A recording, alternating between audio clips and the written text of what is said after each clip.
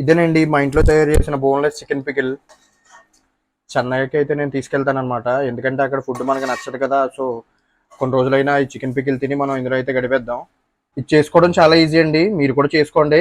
మీకు రెసిపీ కావాలంటే నాకు మెసేజ్ చేయండి, నేనైతే పంపిస్తాను. ఒకవేళ మీరు చేసుకోలేకపోతే నాకు చెప్పండి, నేనైతే మా మమ్మీ చేత చేయించి మీకు అయితే పంపిస్తాను. ఫ్రీగా కాదండి, డబ్బులకే.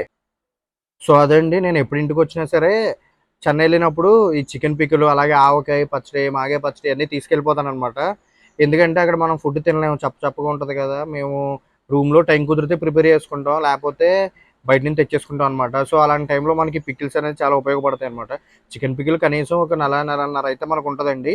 కానీ మా రూమ్లో అయితే అంతసేపు ఉండదు, ఎందుకంటే మా ఫ్రెండ్స్ అందరం నేను తింటాం కదా, వాళ్ళు ఒక 1 వీక్లోనే మొత్తం ఖాళీ చేసేస్తారు. సో మీకు కూడా ఏమన్నా పికిల్స్ కావాలంటే చెప్పండి. మా ఇంట్లో అయితే ఆవకాయ, మాగాయ అలాగే చికెన్ పికిల్ కూడా చేస్తారు. సో మీకేమన్నా ఆర్డర్స్ ఏమన్నా కావాలంటే నాకైతే మెసేజ్ చేయండి. నేనైతే మా మదర్ చేత ఓన్గా కుక్ చేసి అయితే పంపిస్తాను.